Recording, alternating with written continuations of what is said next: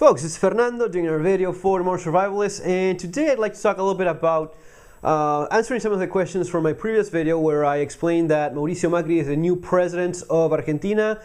Also regarding the immigration crisis here in Europe and how things are looking from here where I am now in Spain.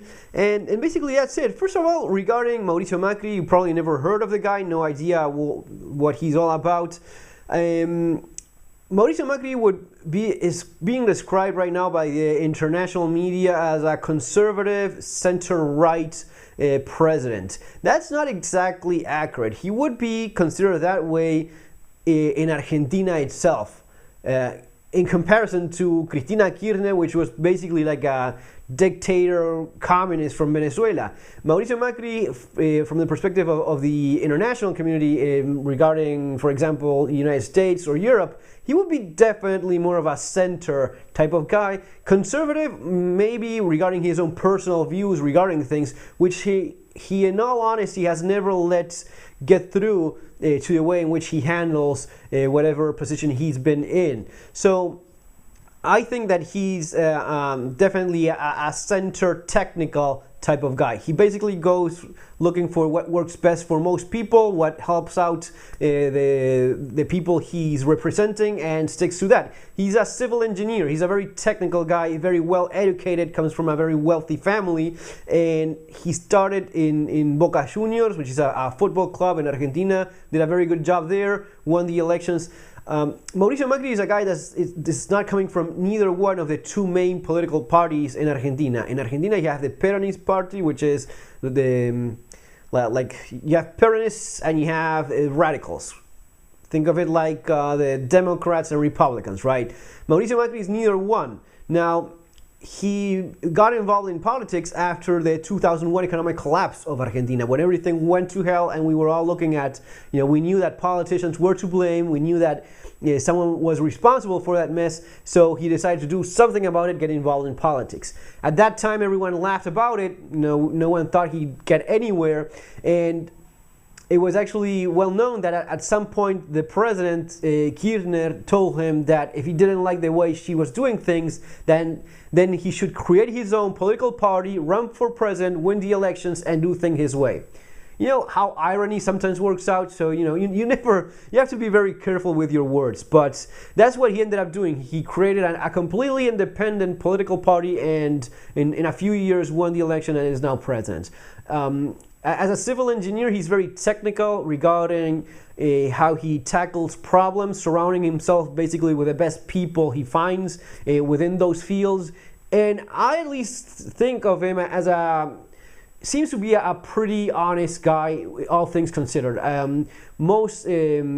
He's pretty transparent in the way he handles things, so it's very encouraging to see someone that it's not completely tainted by corruption like most people in politics in Argentina and South America. And that's where I think it's important. It's not just an opportunity for Argentina. If things work out well with Macri, it's an opportunity for the entire region. This is the first guy which is not coming from any of the main corrupt political parties in Argentina, and it's the first technical president that you've had in South America in a very, very long time. In modern history, there's never been a guy like him coming from a completely clean sheet regarding he doesn't own any political favors to anyone. He doesn't have a political uncle or godfather to answer to. So it's a very good opportunity for the entire region, because if this works well in Argentina and other countries replicate that way of doing things, if people in other countries see that works well in Argentina and start replicating it themselves, then the entire region could actually end up doing very well. South America is pretty big. It's a massive amount of land with amazing amount of natural resources, people resources as well.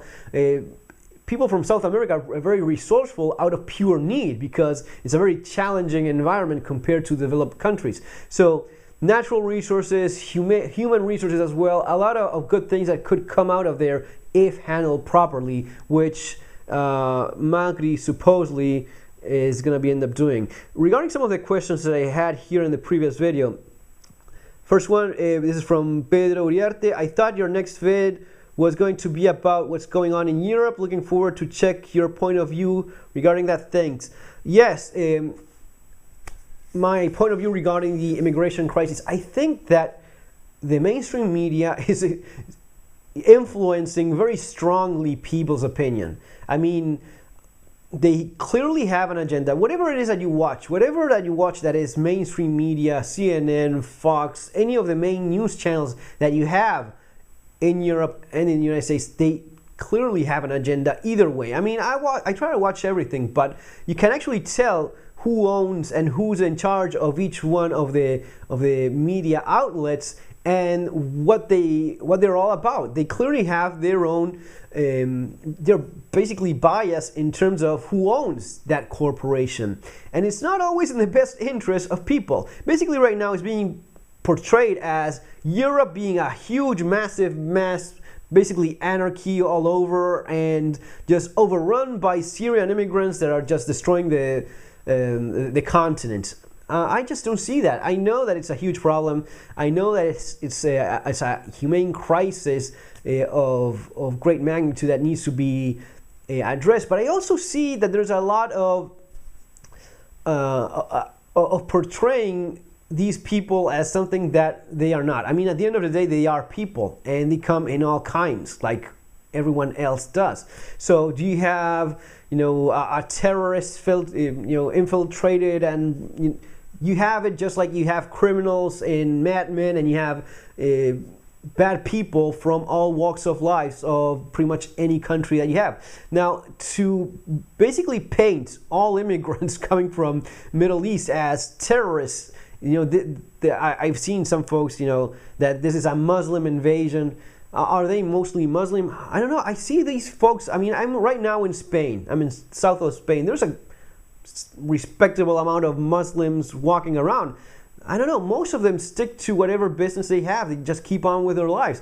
I don't think that it's correct to just show an image of complete disaster and Muslim invasion and people's heads rolling on the streets of Spain. What happened in Paris was terrible. What happened in Paris was a huge blow to peace and civility, no doubt about that. Now, has that changed everyday life? At least where I am now, I don't see it. People certainly were impacted by it. It's not something that you see every day, and we're commenting on the streets, but life just goes on. I mean, if I look at it from where I am coming from regarding a country where 15 people were killed every single day, at least within just Buenos Aires where I lived, and yeah, maybe that was by far something that impacted and changed the way you lived a lot more. And you were not seeing that in the mainstream media. No one seemed to care about that.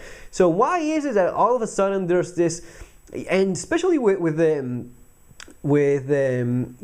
British press, you see it a lot with the press in UK. You see this, a very very nationalist, extremist agenda that it's. I don't think that's going to be leading to anywhere, any place that works for most people. I don't think that it's going to be doing any of us any favors. I think that the interest involves who makes money out of war and who makes money out of these conflicts.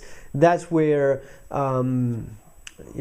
that's the real agenda behind all of this. So my opinion is that we're going through pretty complicated times. Absolutely, no doubt about that. I don't think that I don't think that the people that I see in the streets have, especially the most of the refugees they're not invaders. I don't see them as such. Now, I don't trust people in general. I don't care what they're wearing. I don't care what their skin color is or what their religion is. I've learned from experience to be very distrustful of everyone. and especially people that some folks don't think they should be, I distrust everyone equally. And again, you see, the main message here, at least for this point, is don't let the hate get to you. Don't let the division that the mainstream media clearly is going for, that division, that hate, blaming a certain ethnicity for everything that's wrong in the world. Don't let that get to you, because today they're coming for them, and tomorrow they may be coming for you. And whenever you let that get inside of you, it changes many ways the way you are. I've seen some folks that maybe they're not purely evil people, but they go like, yes, those refugees, they're all fighting age men. And you actually see the pictures, and you see them on the streets, and actually most of them are women and children, and they are, of course, young men in there as well. Now, this idea that there's no children among them is stupid and retarded, because you see it all the time. Those boats full of people, half of them are full of women and children, at the very least, if not more. So, again, a very hateful agenda going on that I see right through it. I hope more people would as well, but unfortunately, not everyone does. So yeah, be very careful regarding that sort of thing. I think that one of the worst things we're going to be seeing in the near future is this: how the engineering of the public opinion is so powerfully controlled by some very nasty, very shady interests. Okay, I don't want to get any more into that. Other questions I have here. The current administration here in the U.S. is just as corrupt and totally disastrous. Yeah, Mr. Five Cylinders, dude, yeah, it's amazing how things change. A couple weeks ago, I was completely embarrassed of the president that we had. Cristina Kirchner, disaster of a person, disaster of a leader, extremely corrupt, the worst kind of person you could possibly hope for. Stealing, literally leaving the country with trucks full of cash. She has trucks going back and forth within the different banks that she hid her money in. Billions in cash. Insane.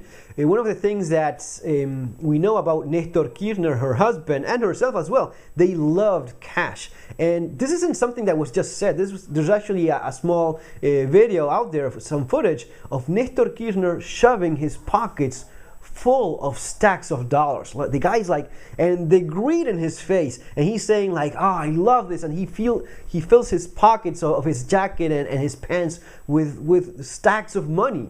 I don't know if that video is still maybe in YouTube or something, but it just shows the guy, such extreme greed.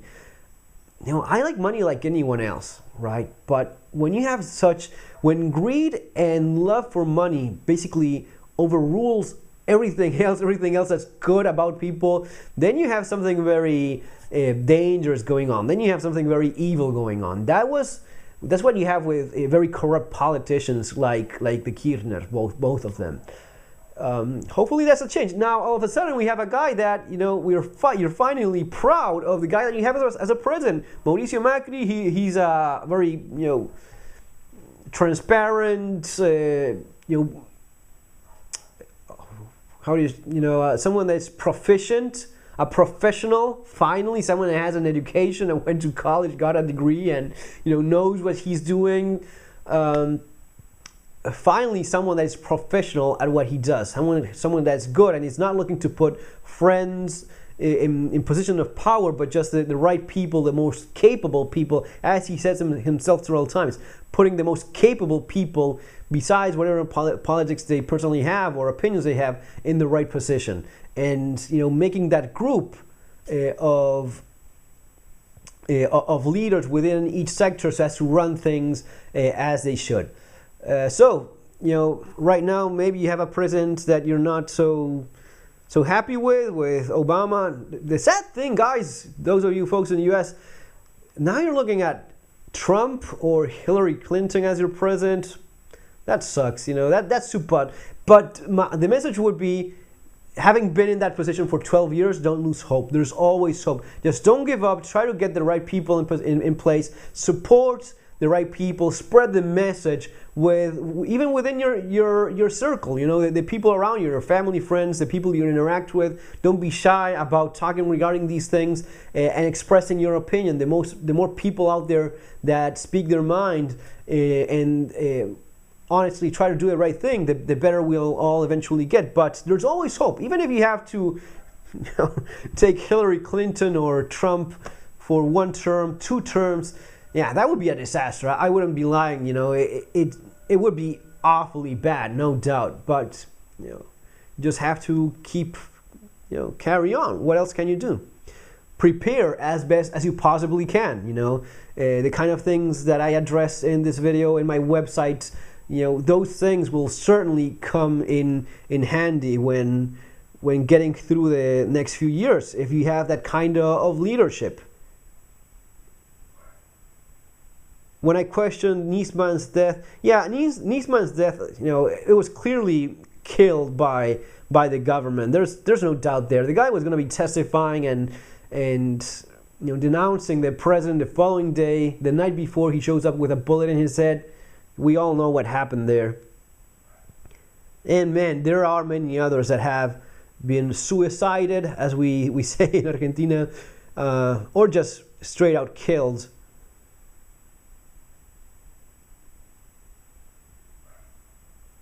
Would be difficult to tackle. Yeah, one of the problems that we have in Argentina is that you have an entire generation of people that never worked in their lives. They've never worked, they've never done anything productive, they've never created anything. You have an entire 12 years, guys, you have an entire generation of people that, you know, 25, 30-year-old, that the only thing he ever did in his life to earn a living was wave a flag like this in support of the government. Folks talk, again, going back to Europe, folks talk about the immigration crisis. With all these immigrants that are coming, and what are we going to do with them? There's no jobs for them, there's no housing.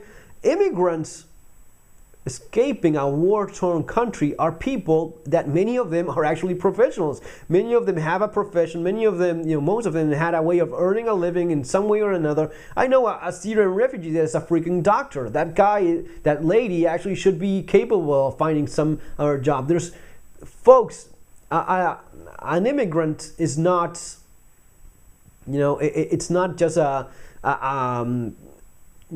figure that you have to deal with. It's a person that has a history behind it. I take 1,000 refugees that worked doing something, created something, did something for a living, over 1,000 Kirchner political supporters that never did a productive thing ever in their lives. That's the real problem that you have. That's where you have a huge mess. Now you have in Argentina hundreds of thousands of people that the only thing they ever did was just sign up for rallies supporting an officialist political candidate. Just waving a flag, just showing up for a march, for a demonstration, just voting. There's people that just get paid so as to vote. That's the only thing they've ever did their entire lives. What are you going to be doing now? Now you have a guy, Macri, that comes and is going to be ending all of that. What is that 30-year-old going to be doing that he never did anything else in his life? All of a sudden, he has to find something else to do. What is that person capable of when he never did anything else his entire adult life? That's the real problem. That's where, you know, you will have to find some very creative solutions for that people. Okay, trying to get through this quickly. What else do we have here? Hi, would you consider relocating? Where is it? Would you consider relocating to Argentina? Yeah, you know, I addressed this before in the previous video. Yes, I would love to go back to my country. And this is definitely the kind of thing that gives you hope, you know. Now, does this mean that I'm going to be running back to Argentina? Well, unfortunately not, because the damage was not done in a day, all right? it took